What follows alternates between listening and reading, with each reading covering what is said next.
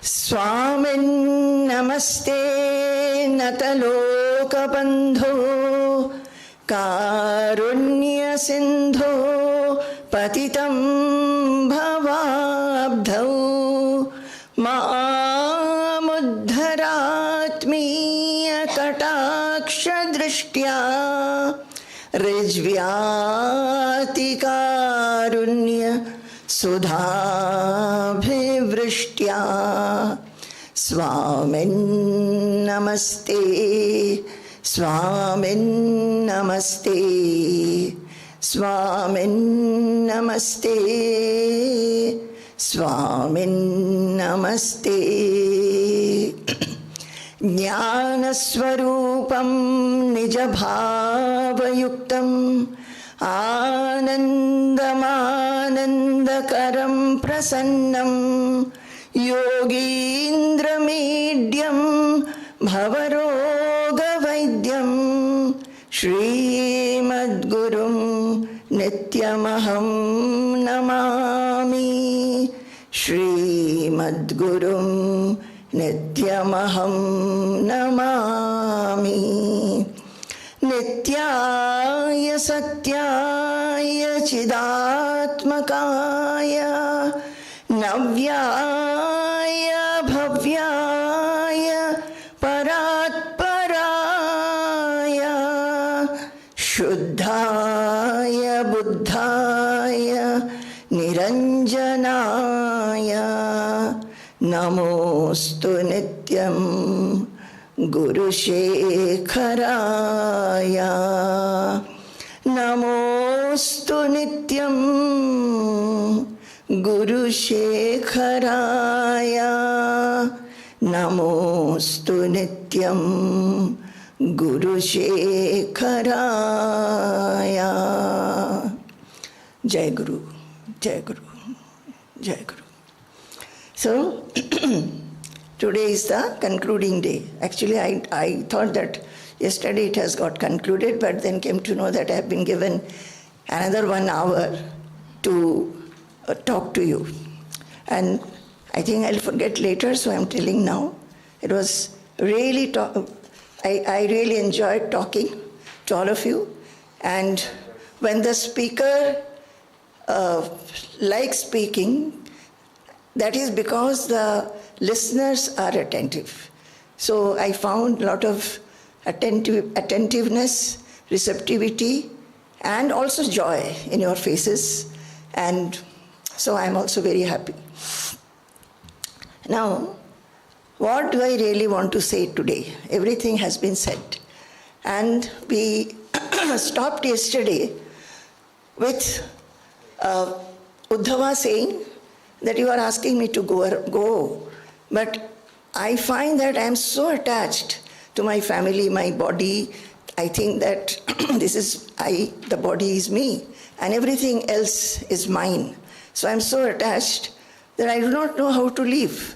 So please give me advice how to become free from this attachment of I-ness and mine-ness. And Krishna gives advice in 24 chapters. So in the 17th chapter, he tells what a householder should do, how they should live in the house, what thought. So he says that one should not get too much attached to the family members. Constantly think that everything is transitory, nothing will remain. Either one will go earlier or another will go later. So this too much of attachment should not be there. And one should be vigilant about this true nature of life, and also should understand that all the enjoyments that we are running after, though we are enjoying, it's not that we are not enjoying, we are getting pleasure out of it. All these pleasures are also ephemeral, perishable, and always have a discrimination whether we really need it, or should we find something which is long-lasting happiness or eternal happiness compared to the short-lived pleasures that we are running after. And then he says another two methods, which he says that just like in the dream, The dream objects, when we see in the dream, so many things we see. And when we get up, we are not sorrowful. And those dream characters or objects, they are not relevant to us at all. Similarly, live in this life thinking that all the things that are around me, I should not have too much attachment, that those also, to some extent, we have our duties and responsibilities, but it's not so much relevant and so much to be clung to as we are generally doing. And the third thing he said that, live as a guest in your own house. Just like a guest will not be attached to any of the things where he is staying. Similarly, here in your own house, think always that I am the guest and live like that. So in this, I feel I can, yesterday I was reading the diaries, and some of you said that the diaries were, you liked my reading the diaries. So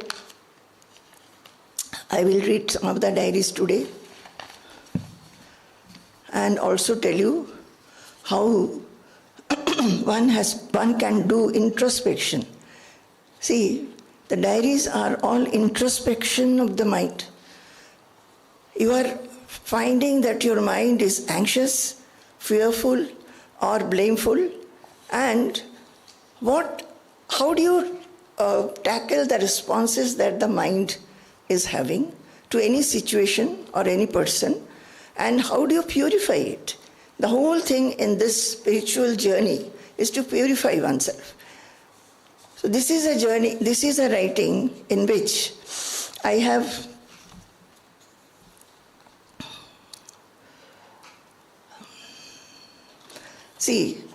when in the ashram, I think I have told you when I came, I was not given to so much of heavy work, and I was mostly given to studies, and parents also always said that study.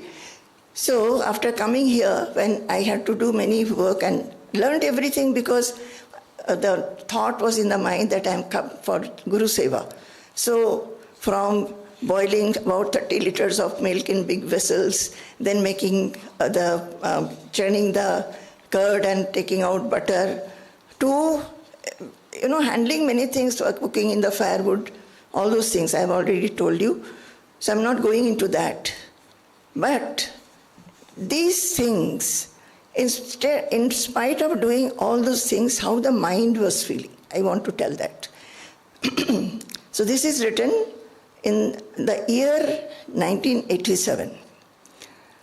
I had come here in 1987, May. This is November. Want to write down last few days' conversations with Swamiji. But the mind is very indifferent, so that it doesn't remember anything. But still, O Lord, O my indweller, I am writing. I understand that through the present situation, you are leading us on the path of Vasana-kshaya. What is Vasana-kshaya? Removing the desires. What is the desire? Everything should be okay. We always like whatever we like. Our surrounding should be like this. Now when we came here, definitely when coming into this big, you can't say ashram hold, which is maybe 100 times what was in the household, and looking into all that, not getting much of spiritual lessons. Swamiji was involved in the movements at that time. So, and also, we did not know the language, but had to manage the few workers who were here. So the workers did not like us. So we could, though we did not know the language, but we could see when they were not doing their work sincerely. So we would tell Swamiji that this has to be told to them. So naturally, the workers were not liking. So I'm writing, I understand that through the present situation, you are leading us on the path of Vasana-kshaya. Vasana-kshaya is everything should be harmonious around you. With the passing of each day, dispassion is only increasing. When you understand that if I hold on to this fact that wherever I am, everything should be how I like, and it doesn't happen, then either you suffer because of that or you can grow dispassion. You try. It's not that you will not try. But don't get affected if others are not doing whatever you are wanting to do, or they are not falling in line. You arrange one place and the next moment you find that somebody has completely disarranged the place. So, dispassion is only increasing. But sometimes I wonder whether there is a heaviness in this Vairagya. So, can this be called Vairagya Raga? If not, then what kind of Vairagya is this? So I was thinking that I am becoming very dispassionate. I think this is Vairagya which is increasing. But then I am myself thinking, if it is Vairagya, it should make me feel very light. But why is that sometimes my mind is becoming heavy? Why is it becoming heavy? Because I am still wanting it. Still wanting the surroundings and situations to be according to my liking. So I am myself asking me, is it Vairagya Raga? If not, then what kind of Vairagya is this? Gradually, all desires, hopes and expectations are getting faded. There is no wish to ask anything from anybody. Not only there is no wish, there is also nothing to wish for, nothing to be asked from the whole of humanity, from the whole world, from the Guru or even from God. So, these expectations are now fading, maybe not fully faded, but the mind is progressing towards that when we actually, all human beings, we are constantly moving about with a begging bowl that we want this thing from that one. Only their behavior, only their talk, maybe the ones with whom you are staying, you want a little loving words, consideration, understanding, or whatever your viewpoint is, you feel that they should also fall in line. That doesn't happen. So slowly I'm growing towards that I'm not wishing anything from anybody. That is accepting what the situation is. But also understand this, I was never feeling lethargic to improve the situations. The other day, Swamiji was chanting a shloka. He called out and told me, come here. I think this is a very good shloka for you. See, I used to tell everything to Swamiji, that my mind is thinking like this, is dissatisfied with this, or very happy with this. I'm wanting to have this kind of ambience around, or this kind of surrounding. This is not happening, so my mind is having disgust, sometimes frustration. So everything is Swamiji knowing. So he was chanting this shloka to himself. Then he called me. I think this is a very good verse for you. The shloka is, Namokshasya kangsha bhava vibhava vancha pichaname na vidya na peksha shashimukhi sukhecha na punaha atasvam samyache janani jananam yatu mama vai mridani rudrani shiva shiva bhavani tijapataha. Swamiji asked me to by heart it and chant it. So he was chanting it constantly. When Swamiji was reciting this verse, then the mind was sinking into an unfathomable depth. As it happens, when Swamiji chants, you feel transported to some kind of height. And I was getting absorbed. There was a cooling feeling inside my head. When at night, when I lay on my bed to sleep, the thought came to my mind like this. In reality, Vasana-rahitya is mukti. Mukti is Vasana-kshaya. When desires get removed, that is liberation. Because of Vasana only, desires only, we are troubled, we are tormented, we are afflicted. When we are able to, handle the vasana. See, vasana is not that the vasana will not rise at all, but you will not be agitated by it. Suppose whatever wish has come, it gets fulfilled, it's okay. But the mind goes to that state that if it is not fulfilled, then also it is okay. So, I was telling myself that in reality, Vasana-rahitya is mukti. To be active, not keeping any desire in mind, no preferences or prejudices, no raga or dvesha, likes and dislikes for anything. That is called Vasana-rahitya. That is, try to be active, not keeping any desire in the mind, no particular desire.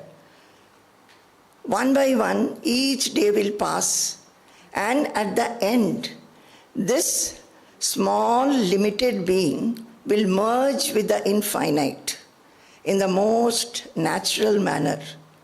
Just as the river flows on with its own speed, vibrant with the aspiration to merge into the sea, exactly in the same manner. You understand? The river flows, vibrant with this aspiration to go and merge into the sea. It goes. So similarly, in the same manner, this small I will go and merge into the infinite one day. And for that, what we have to do, constantly be vigilant that we do our responsibilities, duties, etc., but we are not given to these undue desires which trouble us and which we are obsessed, we become obsessed with them, and that is why we get disturbed. In the journey of the river, there is rise and fall. The river too has to cross mountains, hills, caverns, plains, and uneven lands. Still, the only aim of the river is the ocean. She flows on through the ups and downs, singing incessantly the name of the ocean in her rhythm. You get it? The river also has to go up and down through very difficult terrains, everything it has to do, but incessantly it is chanting the name of the ocean and flowing towards it. So what should we do? We also have ups and downs in our life. Our life should be like the river. Our aim is there. We are walking towards it. Let there be ups and downs. We should not forget to chant and be constantly in the thought of this divinity.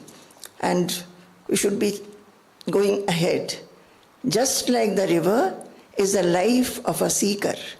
Let the days pass one by one, chanting the Lord's name, keeping his thought in the mind every moment.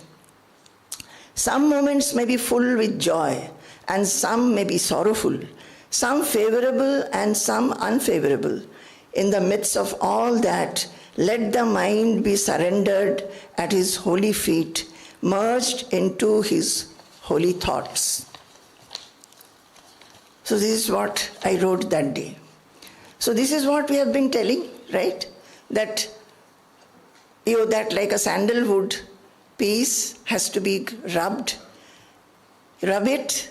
The mind should be doing everything that has to be done, but the mind also has to turn inward and rub oneself with the name of God, with the thought of Brahman or the self, whatever you feel like.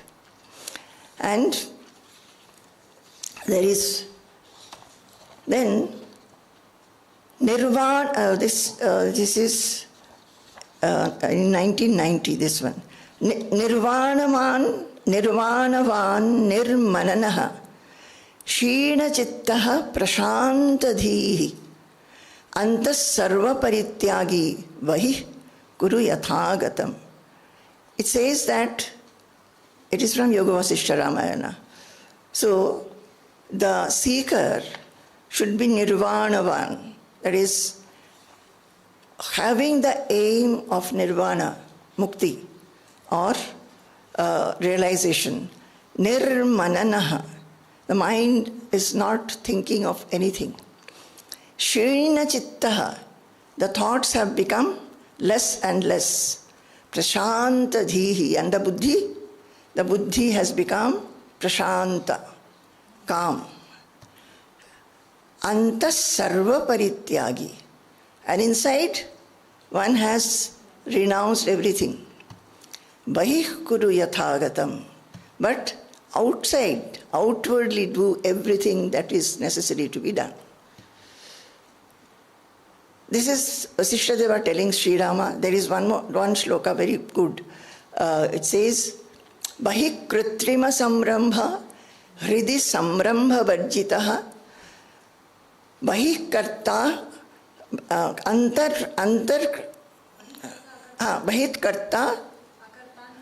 bahit karta akartaantaha loke vihara raghava. It says that bahih kritrima samrambha hridi samrambha varjitaha karta bahi akartaantaha loke vihara raghava. O Raghava, Rama was saying that I don't want to do anything. I do not want to rule the kingdom. I want to go away from this life. So Vasishtha Deva for 18 days have told him and made his mind so indifferent to everything, but having this resolve that I have to work. I will be working without attachment, without any affectation. And he so it says that by kritrima samram, outward you do everything, but people will feel that you are engaged, involved in everything. You will go help people, you will do whatever is necessary in the house, in the profession, in the neighborhood, in the society. And hridi samrambha varjitaha, but inside you are absolutely not involved. Then karta bahi, you are a doer outside. Akartaantaha, inside you are a non-doer. Loke vihara raghava. O Raghava, O Rama, this is how you should live in this world. This is how you should live in this world. There is a series of such lokas which says that actually it is the Jivan Mukta qualities. And what is what? Always remember, Yani eva sita prajnasya lakshanani tani eva sadhanani. So this should be our sadhana. We should have these qualities. These qualities will not be gained in one day by listening or one day thinking about that, but you will get it definitely. You please listen to your mother. Like a mother, I am telling you. You will get it. But you have to love it. Love the qualities. Now we love our children, grandchildren, this, that. But more than that, let the love be for these qualities. And qualities are what? Like jewels. We get very happy. Somebody is given a diamond ring, diamond jewelry on anniversary or something birthday. We feel very happy. These are the diamonds of life which we should try to collect. So this is, I wrote this shloka. And I'm writing, what is the deeper and real meaning of antas sarva parityagi? Now see, I always lose my papers. They were just here. Okay, I will find them later. So, in that it says that the Vairagya or the renouncement is not only outside. The renunciation has to be also from inside. I got it. So this is from Sarva Vedanta Siddhanta Sara Sangraha. It says, one whose mind is bound, for him, what is the use of renouncing external objects? You know, many people, they come. When there is a talk of Vairagya, they'll say, yes, I have got Vairagya now. Now I don't buy so many clothes. Now I don't go and eat outside. Now I don't go for parties. External thing, many things I have renounced. But what is the use of renouncing external objects? By such learned seekers, effort should be made to renounce the shackles of the minds. What is Vairagya? You have to renounce the shackles of the mind. Also, the next shloka is that intense yearning for liberation, that is, renouncing the shackles of the mind, results in effort. That is, if you are listening, if you are understanding and feeling that, oh, acha, these are the things by which I am bound and I am getting tormented, then there should be an effort to pursue the path, right? And otherwise, if effort is not seen, I am not reading the shloka, effort is not seen. This is shloka number from Sarva Vedanta Siddhanta Sara Sangraha, 247 and 248. It says, if effort is not seen, then that yearning is different from mumuksha. It is a simple liking for moksha. You would like that word moksha. You like that word liberation. But you are not making any effort for it. It is just a liking. Just like many things we like, but we may not get it in life. Effort has to be done. So, in this shloka I am writing, Nirvanavan nirmananaha Shina chitta prashanta dhihi antas sarva parityagi bahih kuru yathagatam. What is the deeper and real meaning of antas sarva parityagi? One day Swamiji said, whether the dress is white or gerua is not important. One has to be a sannyasi in his mind. That is, one has to be a renunciate in the mind. Otherwise, just taking a white dress of a brahmachari or taking to a gerua dress of a sannyasi, you don't become a renunciate. You have to have the renunciation in the mind. And what is renunciation? We have been doing this all these 5-6 days. I am trying to be a sannyasi in the mind for a long time. I'm writing that I am trying to become a sannyasi for a long time in my mind. While leaving the house in Kharagpur IIT, I had felt a great mamata for the garden, for the plants, which I had planted with my own hands. I had made a garden. And there is a lot of, every quarter has a lot of land in the front and the back. So the garden had been created. I am very fond of flowers also.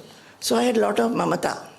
I don't think that I was having any mamata for other things, but for the plants. That if we go away, who will water them? I mean, it will not be given to another person right the next day. So some what we could give, we gave away, but some we could not. But one day there was a revelation. If I die suddenly, will I not have to leave everything? This revelation came to me. This is that seeing that the world is transitory. By God's grace it came to me. So I thought, if I die suddenly, will I not have to leave everything? As this thought dawned, I was enveloped by a deep asangata, detachment. That detachment accompanies me always. That detachment accompanies me always. All the time I feel I am sitting on the platform of a railway station. As soon as the train arrives, without looking here and there, I will get into it and start off. That is what this shloka is saying. Remain like a guest in your house. What the guest? You all are guests. You had come one day, you were taken to your rooms, and now the departure, we are getting in our WhatsApp group, the departure time for everybody. So before the departure time, you will close your bags, prepare them, bring it to the reception. When your vehicle comes, you will get into it and go off, without having any attachment to your room, the furnitures there, or even the roommate. Nothing will happen. And you do not forget that you belong to that place. That remembrance will always be there. But you will forget about God. You will forget all the things that we told you. Maybe 1 or 2 things you will remember. So, very nice to say, people saying, no, we will not forget. Very good. We will not forget you, Even if you forget us or do not come to us in near future, we will not forget you. That is what our sannyas is. Even if we see a person, a help seeker who has come, our well-wishing for them will remember forever. That is why it is said that Loka Swamiji was chanting, Shanta Mahanto Nivasanti Santo Vasanta Valloka Hitam Charantaha. That you should be doing not for yourself. You do work for others. Those who have not done anything for you. You know, we do for others whom we know who will also help us in our need. But to those who will not do anything for us. So let me finish this. I'm writing all this because by day, dispassion is growing in me. The role that I have here now, the ever-growing group of devotees, their love, their closeness, a little progress in sadhana, expansion of the mind, love and blessings from Swamiji, nothing affects me, nothing makes a mark. I feel I am alone, absolutely. And this aloneness is very different. It is not loneliness. It is all pervading, as if I alone am pervading everything. You understand? This is not loneliness. Inside, because when you renounce your thoughts regarding small matters, you will be with your own self. This is not loneliness. It is not aloneness. Because that self is all pervading. So you will feel that you are pervading the whole atmosphere, whole universe. So I'm just remembering, I was telling you that how we remember. One lady came. I was in my office, I heard Krishna called me that one lady has come from somewhere, Palakkad or somewhere, she has brought knives, handmade. It's not company made. They are belonging to that kind of livelihood. So she has come from such a distance and show it. So I went down because I told you that approval has to be given. So I went myself. And Nakshatra said, we want knife. That one said, we want this, something to dig the earth. So whatever she had, she showed. And we bought. Then seeing that kind of a lady has come, all the men workers also came. Bahulan said that we want something, a big rod to pluck mangoes or something like that. Then another said, so spade, this thing, that thing. Many things she said that I will get next time. Within few days she came. And again I was called. And I was very busy that day. I think it was my online lecture, so I was preparing notes and all that. So I found that all our workers were gathered there, most of them. Somebody wants this, somebody wants that. So I called Rijuta that you please see what all things have to be bought. And then you tell me how much it comes to. So after some time, Rijuta came with a bill, 7,500. I said, my goodness, 7,500. So now, if it is 7,500, I felt that I must take permission from Swamiji now. So I showed it to Swamiji. Swamiji said, do we need so many things? I said that they are all saying, I don't know actually whether we need or not. You cutting, that big scissor to cut the bush. They said, it's gone bad. So then Swamiji said, okay. Now, she was paid and things were taken. She comes again. And now she says, Amma had told that these things also are necessary. Now Amma has not told anything. I said, I have not told anything. So I don't know how she was. But every time we have given her food because she comes from a great distance. So every time we are giving her food, every time she will tell her story and we'll give her bus fare to go back. So this is what. And then when we were in America, we heard that she had come. Her husband has suddenly died. And the husband who used to make these things. And she has no method to earn money. Her children are in school and the session will be starting in June. So what is to be done? Then I think Swamiji said that give her this much money, and the children's education, school is free, but the tuition fees we have to give. Tuition fee, the going, the transport to the tuition, we give to our workers' children. So she can be added into that. So I'm saying that, I don't know whether after that what happened. She had not come in the recent times. But many times we'll remember her and our feeling that she should live happily, she should not have any problem. So this is the thing, that when this Vairagya comes, the one thing is that you start becoming spread into everybody, in the whole world. The whole world. Our motto of our country is Vasudhaiva Kutumbakam. So it becomes like that. It should become like that. That is how we get from the shackles of I-ness and mine-ness, that do for others. Now, Namrata told me that Swamiji is giving a handout. Are you not going to give a handout?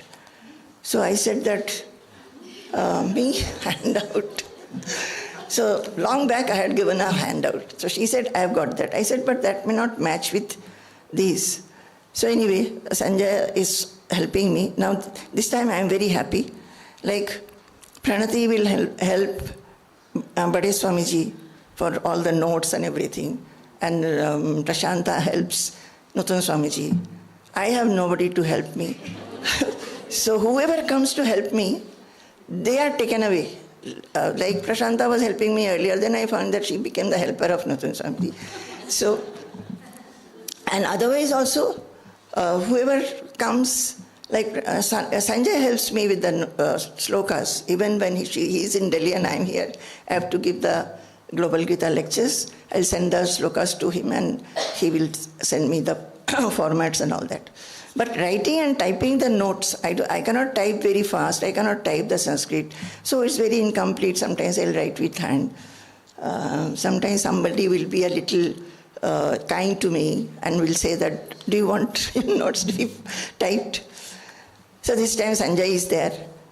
And Sanjay has been helping. In between, suddenly one day I told him that, you see, you have to do this. He said, no, Swamiji looked at me and said that I have to make a handout. I said, nothing doing. There is one person helping Swamiji, so you cannot go and help him also. So I went to Swamiji and said that don't take Sanjay, he is helping me. Swamiji said, I never told him to make any handout.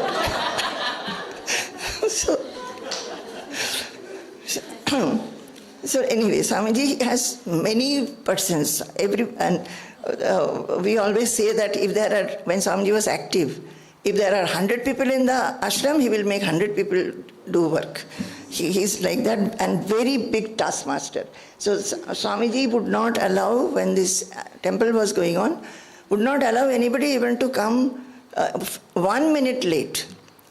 And later, when he was not that involved with the workers, when our workers are coming 10 minutes, 15 minutes late, and we tell Swamiji, we have been telling them they are not coming in time. Swamiji said, oh, they have got a lot of work to do in their house.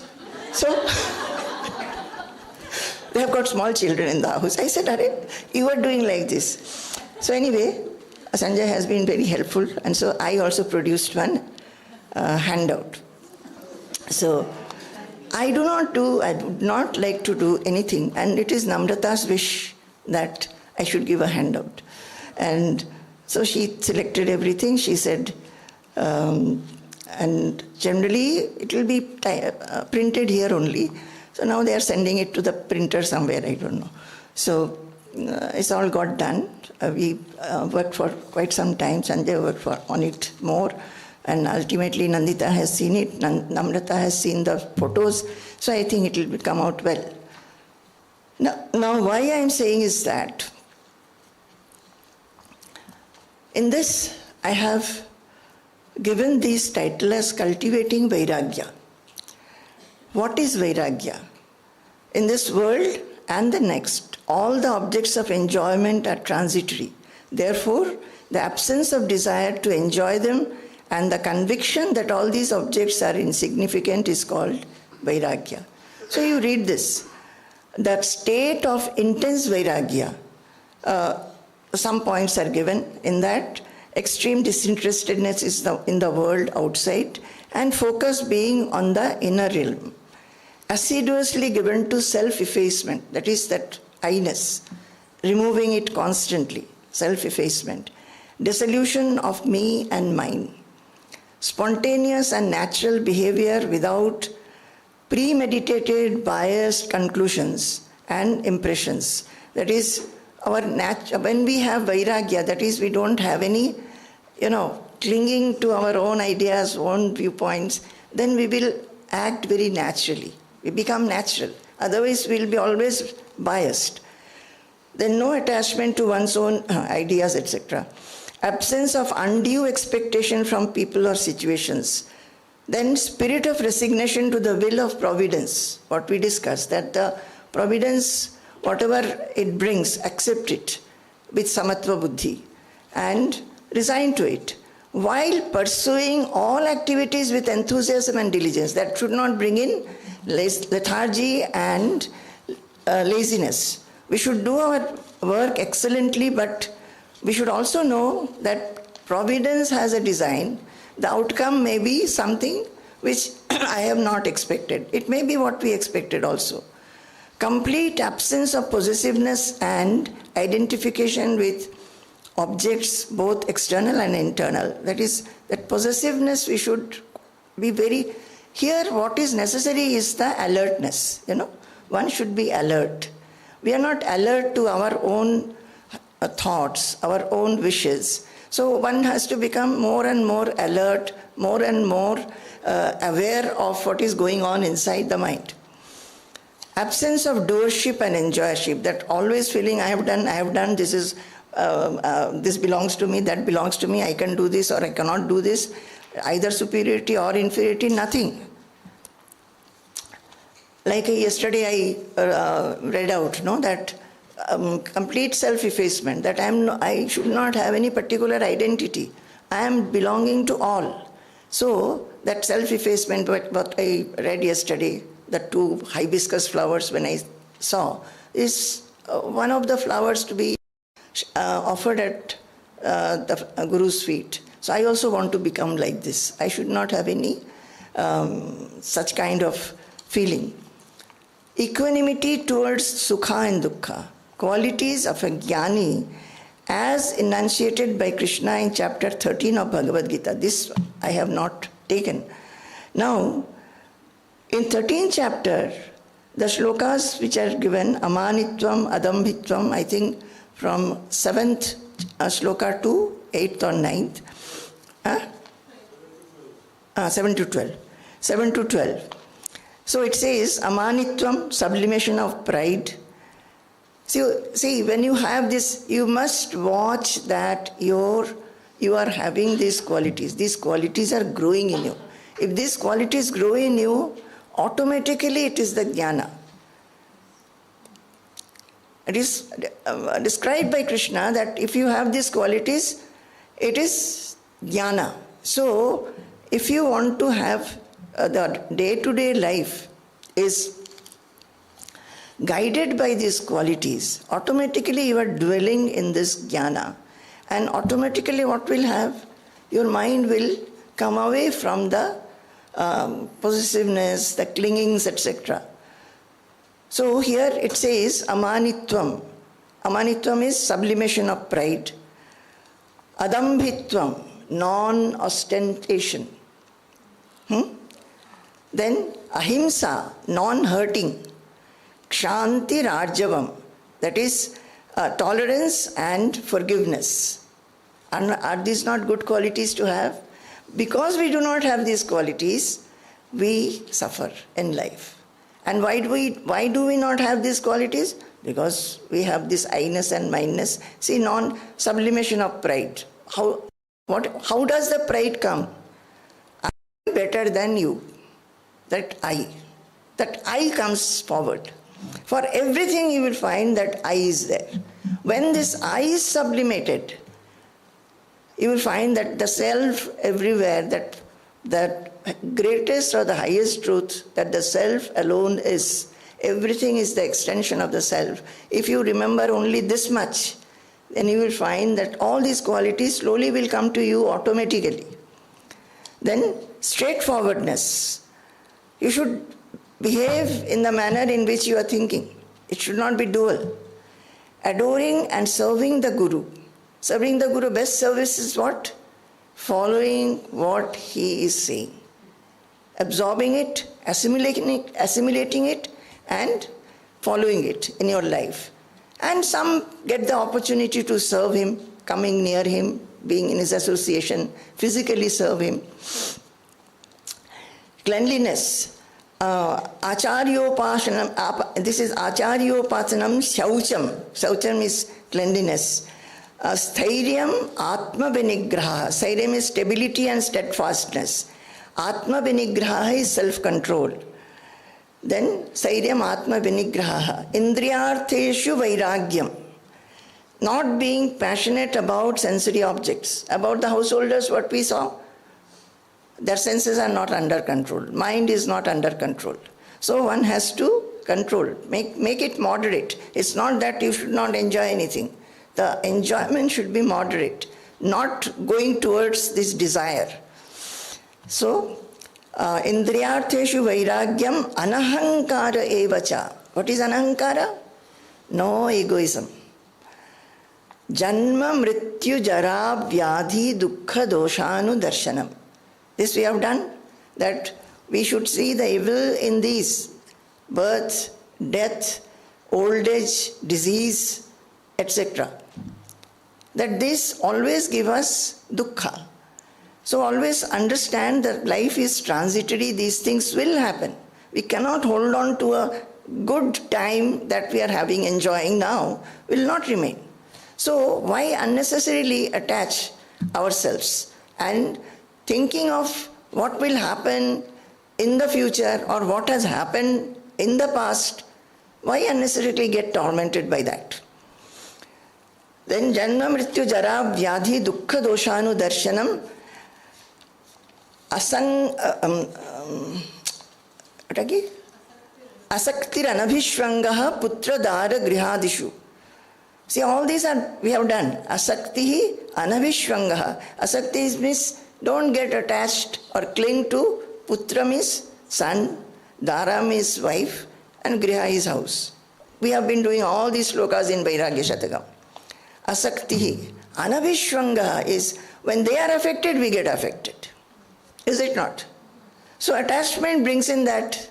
Since we are attached, see one lady, her son got into an accident.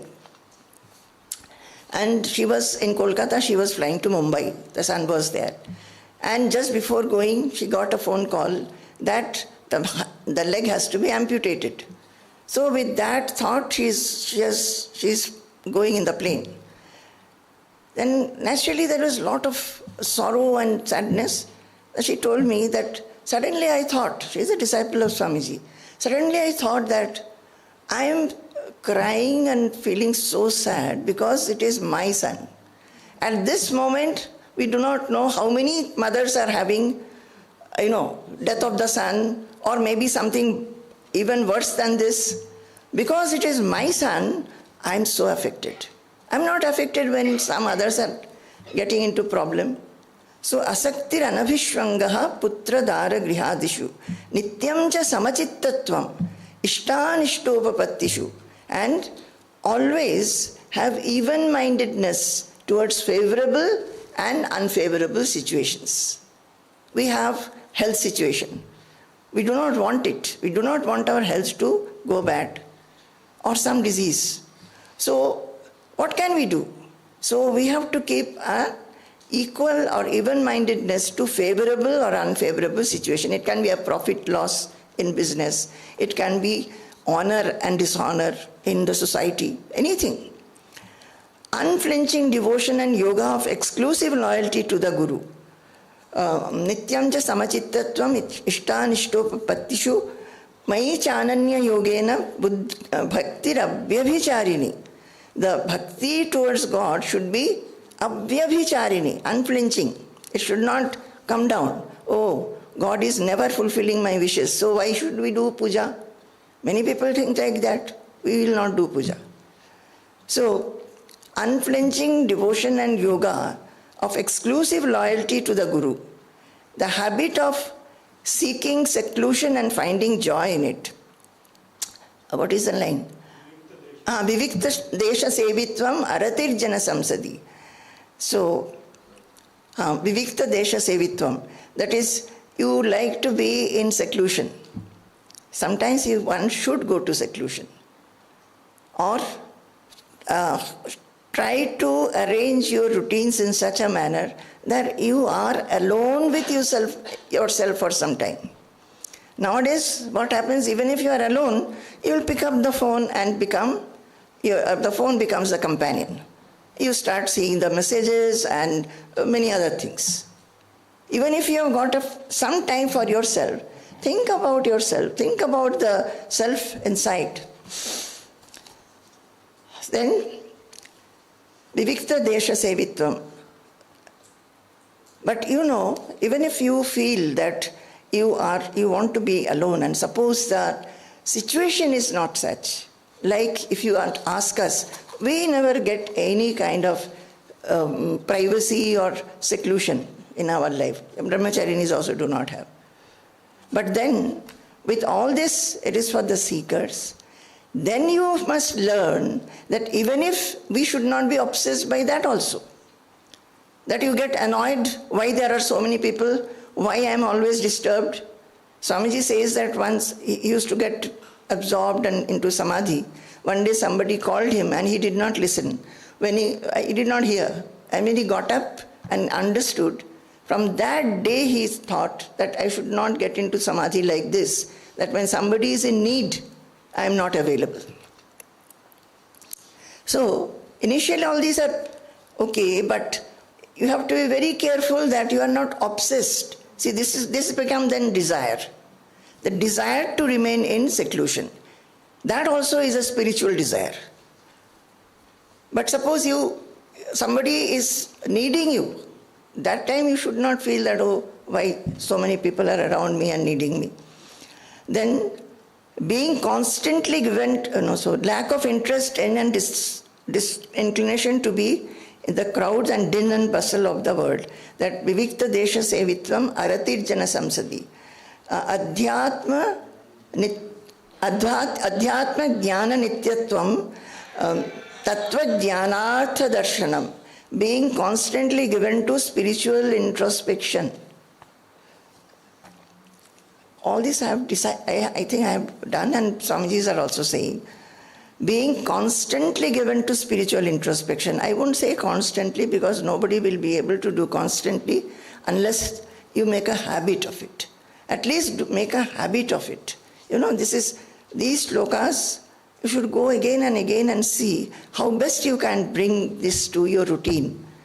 And then perceiving the true object of life as determined by the tenets of spiritual wisdom. Adhyatma jnana nityatvam tattva jnanartha darshanam etad jnanamiti proktam. And this tenet of the spiritual wisdom, what it is to get liberated from the shackles of mind by knowing that I am the self. That is called jnana.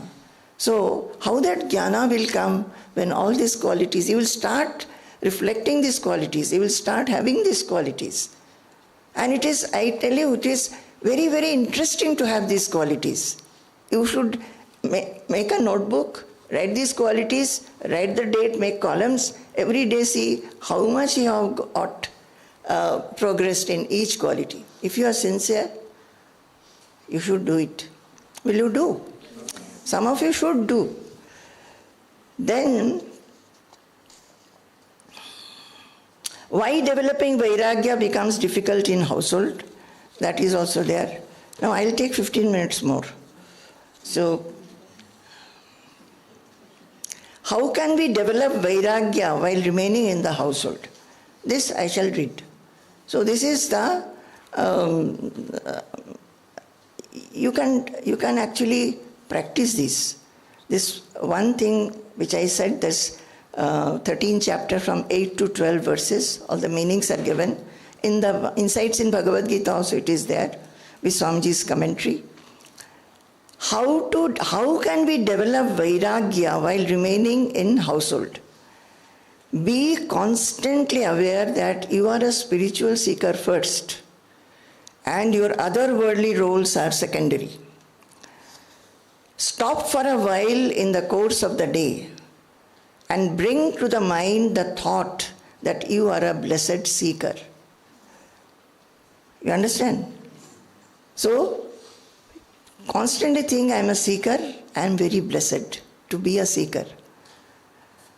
Be attentive to the inner presence within the body which animates everything, rather than giving importance to what happens outside in terms of interactions and achievements. Try to observe your mental responses towards them.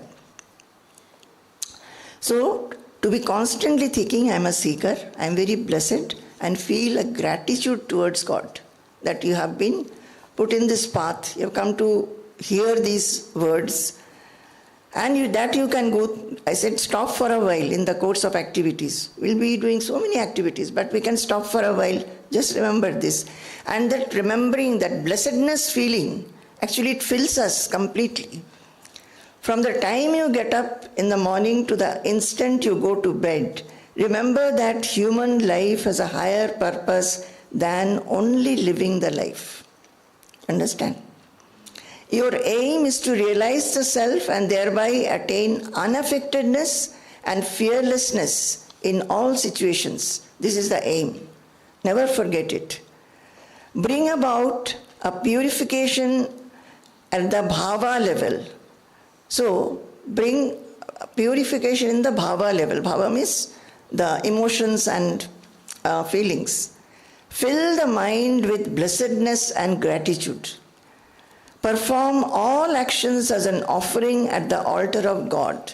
As an offering. We'll be doing work. Work means everyday usual work, to work in the office or business place, even in the household, wherever, society. Everything as an offering. How will you feel that it is an offering? Constantly remembering, which Swamiji is hammering every day, that we are created by God. Our senses, our limbs, our mind, intelligence, everything is created. We have done nothing to make this body, to create this body or for the growth of it. We have done nothing. So, just like in the universe, everything is rotating by the will of God. Similarly, everything is because of that power. So, when that knowledge, we remain connected with that knowledge, that knowledge, then what happens? Automatically you are offered. Automatically you are offered. Nothing is there. You yourself is an offering to God. He has created you, and just like the flowers are blooming, and the flowers they are blooming for whom? For that creator. Though sometimes nobody is even looking at them and appreciating. We as human beings, we are always feeling that we should be appreciated. So we are like those flowers. God has created us, and creation is an offering to Him. So we become an offering. So all the actions that we are doing, that also He has given us the hands, He has given us the feet, He has given us the buddhi, He has given us the mind to think and intelligence to plan. So, and we are doing some work also He gives us.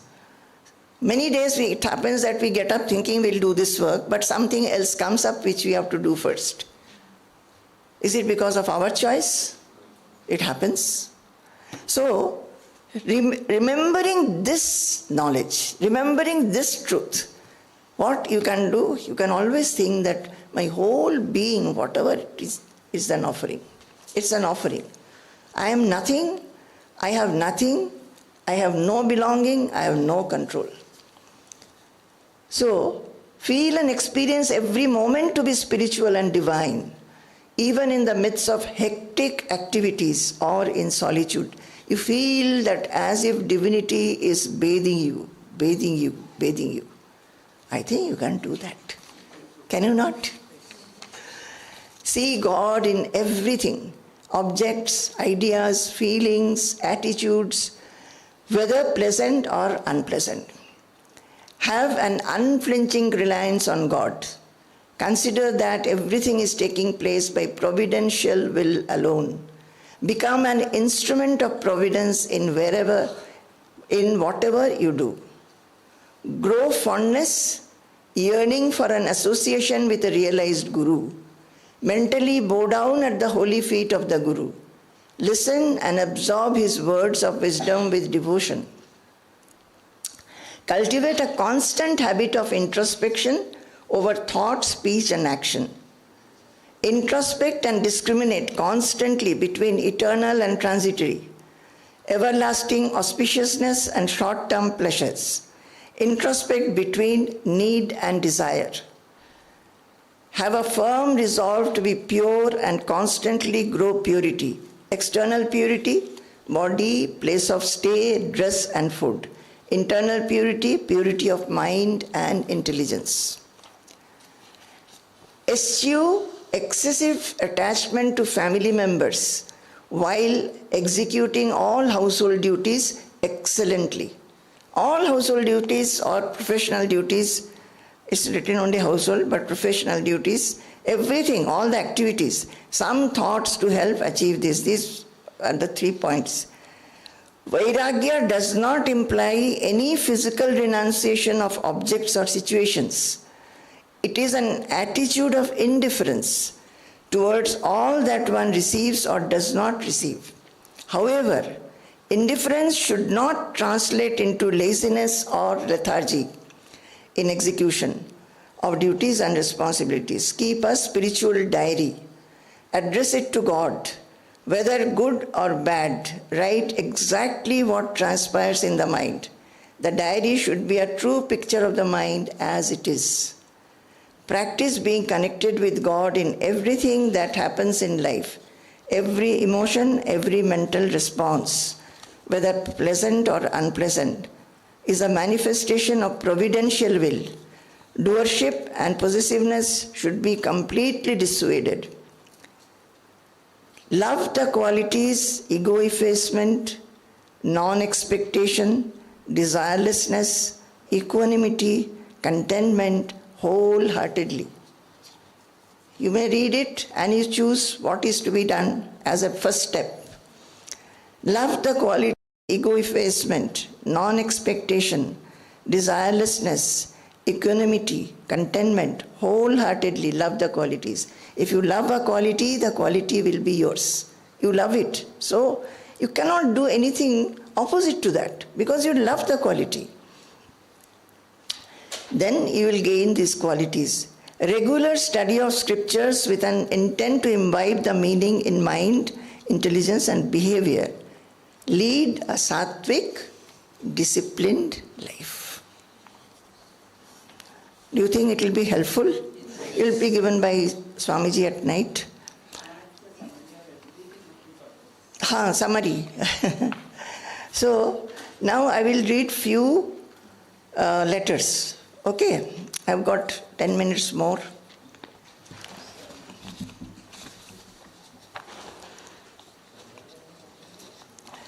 So this is on self-effacement. I'm writing. I told you that I call Pusha, I call Swamiji Pusha.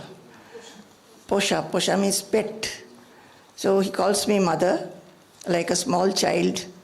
I've been looking after him, feeding him, dyeing the dresses. And I remember I was not a sannyasi then. In the first year, just before Gurupoornima, Swamiji was talking to many of the devotees. I was also there. Swamiji got up saying that I'll have to dye my dhoti. Somebody has offered me a dhoti and requested me to wear it. So he has to dye it into Gerua. So I told Swamiji, if you can show me, from now on, you will not have to dye your clothes yourself. Swamiji said, okay. And then it's very simple. In very hot water, you have to put the color and all that. So ever since that time, and I used to see that Swamiji always used to wear all non-matching dresses. Dhoti will be one color. Even in platforms, he'll be like that. So dhoti will be one color, shirt is another color, the towel is another color, headgear is another color. So I used to feel that no, from the time I started dying, I thought that no, Swamiji should look very bright and beautiful. So I'll give lot of time to match. And you know the colors, they depend on the texture of the material. A banyan cloth and a simple dhoti cloth, unless you make lot of effort, they will not be of the same. With the first step, it will not be the same. But I used to have so much of joy in doing that, and then my hands will become gerua. I was not a sannyasi at that time. I used to feel very happy looking at that. And then I became a sannyasi. Swamiji gave sannyasa to me also. So, anyway, I don't know why I said this. So, looking after Swami, he started calling me Ma, and he became Posha. Posha is very busy with temple work. When he was doing that temple work, it is in 1995, after our sannyasa, I'm writing this. He used to go early in the morning and come back only for food for half an hour, again go before the workers came back at 2 o'clock. So, I'm writing, Posha is very busy with temple work. As a result, there is hardly any conversation with him. Swamiji used to talk a lot of spiritual things. He would not take class or anything. If only 2 of us are there, he would say that I cannot take, I know how to lecture. I cannot take a satsang only if 2 people are there. So, but we were so eager to learn from him. Then with seeing our eagerness, he started 5th chapter of Bhagavad Gita and 6th chapter of Bhagavad Gita. At 10 o'clock at night, he will say that bring the book. So then we are also tired, he is also tired, he'll get up, he's feeling sleepy, so he will start walking and doing. So after 2 chapters, we felt sorry for him. Swamiji is not necessary. He would talk, he would write letters, he'll read out those, tell us. Sometimes it has happened that when he's going for night rest, he has started telling spiritual, tattva. That is the essence of spirituality or some discussions.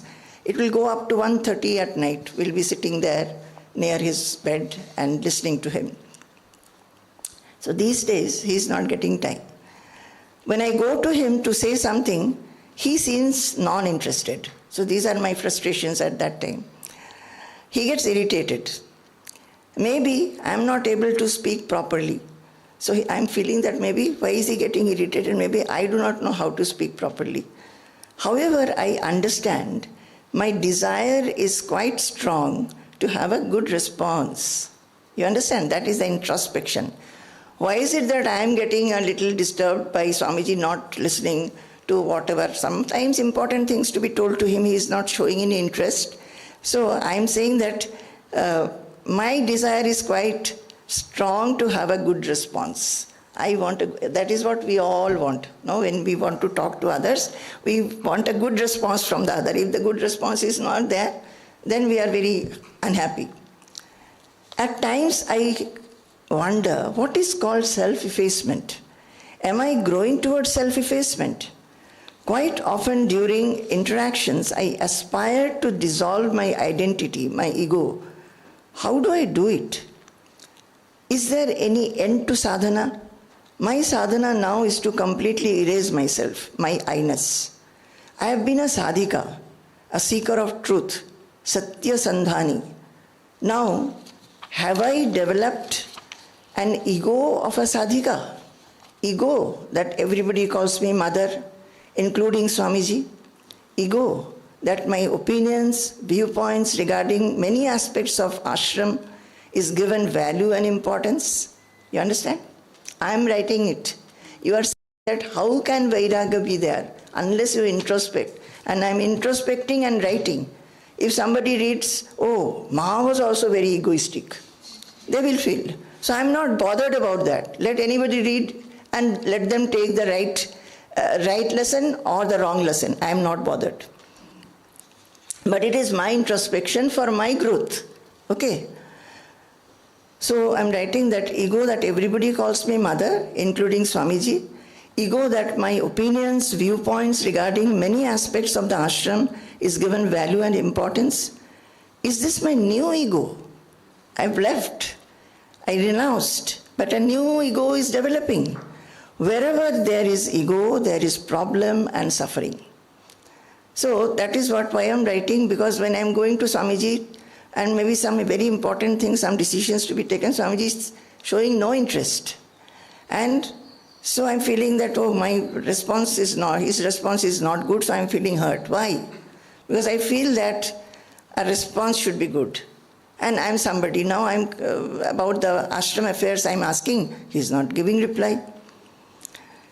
My sadhana now is to constantly reminding myself, I am nobody. Dissolve my I-ness, identity. Remember always, I am an instrument doing my Guru's work. Reminding myself to spend every moment placing my whole being at the feet of the Guru. My sadhana is only this. Let there be resignation in everything. Let the mind be above everything. Let the I-ness be dissolved completely. May my small I-ness get merged into the whole universe in all-embracing love.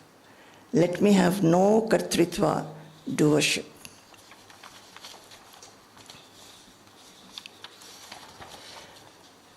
Do you get anything from these letters? Huh?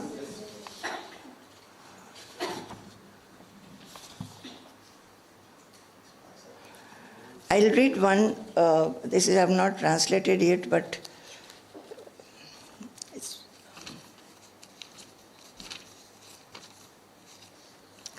this was written in 94. I'm just translating, okay?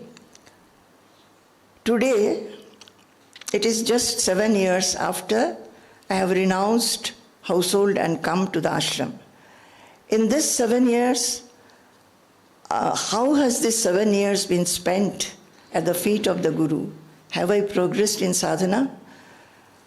Still, what are the knots in my mind? Today's day is a very significant day because today I'm feeling that the Vairagya or dispassion that I wish for, I feel that it is not reached to the extent that it is to be. If I think of non-expectation and measure it with a yardstick, then I find that also has no height. Every year I ask Swamiji to tell me in what qualities he wants me to grow. In last year, he had told me to have yadricha labha santushti. That is, be contented with whatever you have. Today I am understanding that although it has been my aim, I am far away from it. See, something must have happened. That is why I am writing all this. I am finding even now there are small wishes and expectations in my mind. Now I am writing what has happened. Today I went to Thrissur to buy certain materials, necessary materials for the ashram. We needed a big vessel for churning buttermilk, and some dresses were to be bought for the cook. While going, since I was going to the vessel shop, I remembered that I too need a few small vessels. I was cooking for Swamiji. So in Swamiji's kitchen, I feel that there should be some small vessels. Actually, these small vessels, even if we don't buy, it doesn't matter. But while working, sometime the mind feels that if there were some more vessels, it would have been good. You understand?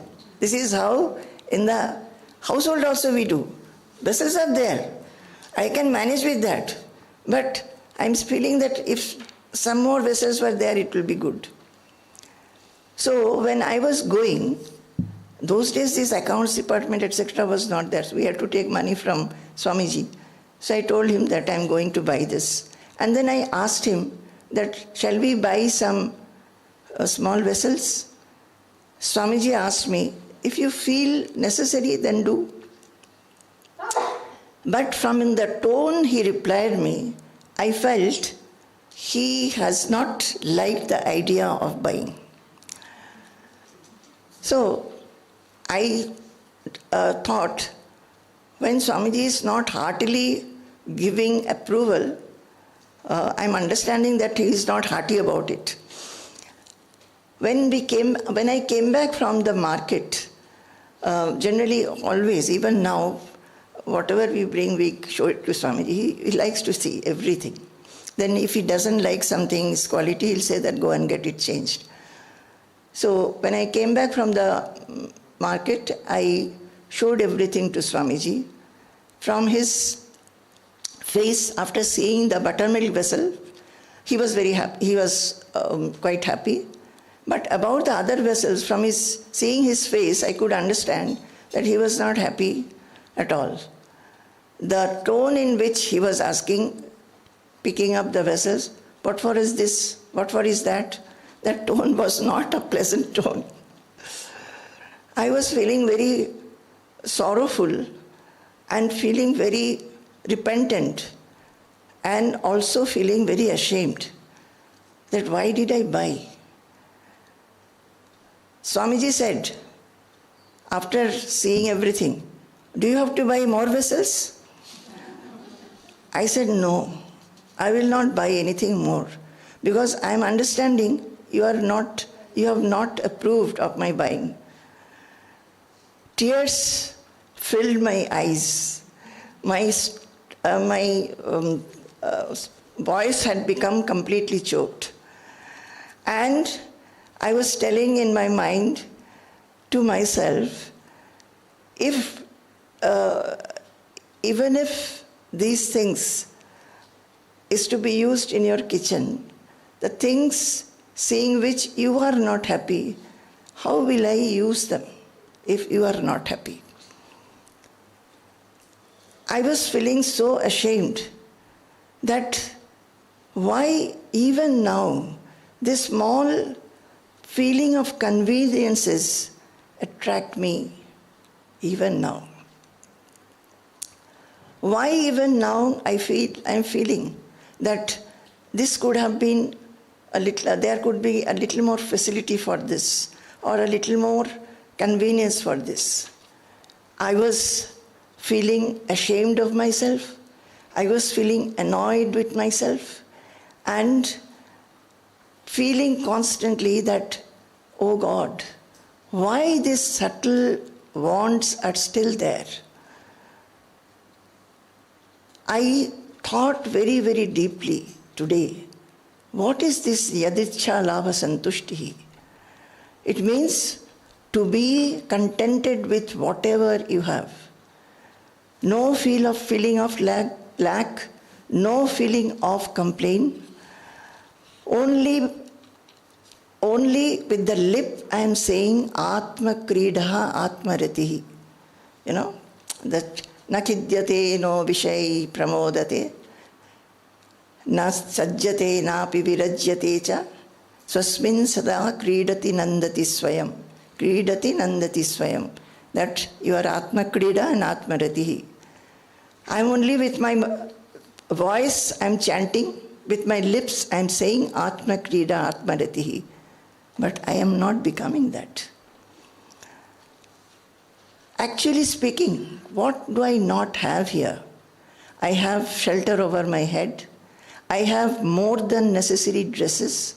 I have books, I have pens, pencil, notebooks, I have slippers, I have got medicines, I have got food. And when we have to go anywhere, I travel by car, I go by air-conditioned train and also plane.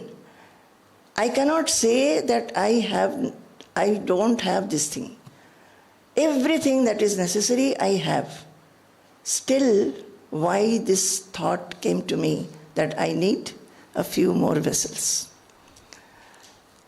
In whatever state the mind is, why the mind is feeling that some more convenience should be there, that my table could have been a little more big. The table was very small, but the table that I had at that time. That roof was so that if I slept on the cot, I could touch the roof. Why is it that I am feeling that the table could be a little big, that the roof could have been a little higher, and in the room there was a wash basin. Everybody used to come to the room and pour. It was a room, a veranda turned into a room. So it was like that initially. And all these things, why do I think? Atma kridaha and Atma ratihi. Is it something very, very far from me? I'm thinking, looking at Swamiji and hearing him, that for some time now, Swamiji is feeling I have become non-austere. And I'm also trying to understand where I have become non-austere. What is my aim? I have to think very, very deeply. O God, O Lord, O Pusha, let me become the true Vairagi, true Sannyasini. Does it give you any help? Never think that all the people, they will have to go through this. But the thing is that whether you really want to go beyond it. Okay?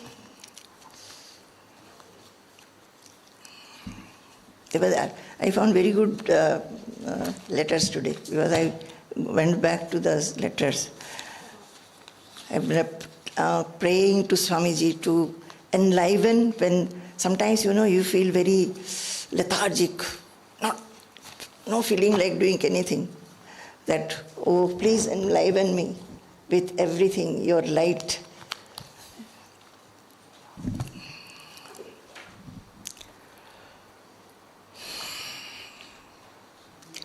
Sampurnam Jagadeva Nandanavanam Sarvepi Kalpadrumaha Gangam Vari Samasta Vari Nivaha Punya Samasta Kriyaha Vacha Prakrita Samskrita Shruti Shiro Varanasi Medini Sarvavasthitirasya Vastu Vishaya Drishti Parabrahmani Sarvavasthitirasya Vastu Vishaya Drishti Parabrahmani. So my love and lots of blessings to you to become like this. Drishti Parabrahmani. Let your life become like a Nandana, a heavenly garden. Live beautifully, without fear, without affectation, and expanding to the whole universe. Okay?